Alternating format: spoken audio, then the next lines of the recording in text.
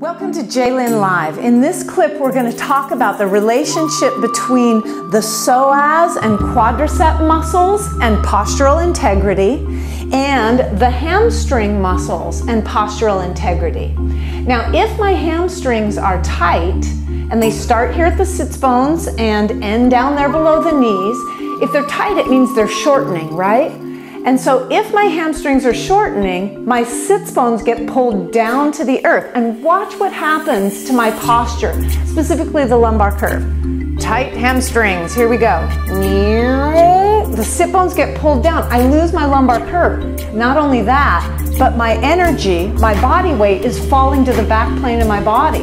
And to compensate for that, there's a lot of muscular action, but my head will do its little anterior head carriage thing. And you can just see that this is not sustainable. And a lot of people end up in this posture because they let their hamstrings get too tight. Now let's take a look at what would happen if the psoas muscles and the quadriceps are really tight. Well, again, tight means they shorten, so they're going to pull forward. And so they're going to pull these ASIS points down to the knees, and I get too much lumbar curve. And then I'm kind of falling forward with my energy.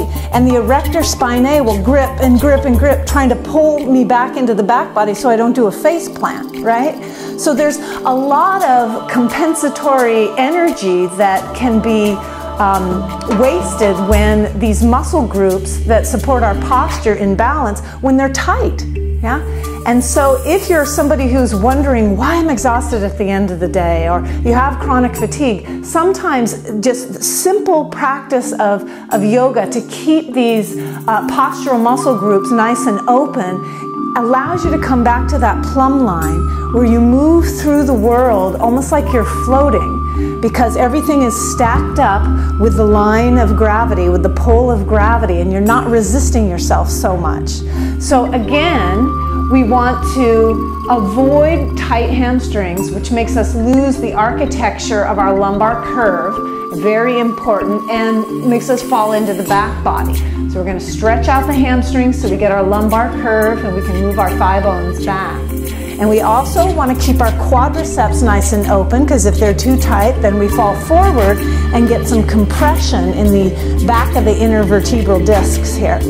So as we find the balance, we have our lumbar curve, but the ability to lift the pit of the abdomen to give it a little bit of a length. And as you play with that, get my lumbar curve, anchor the tailbone, you can feel your energy coming back into the plumb line. Yeah? Find that, play with it, and I hope it makes your life better.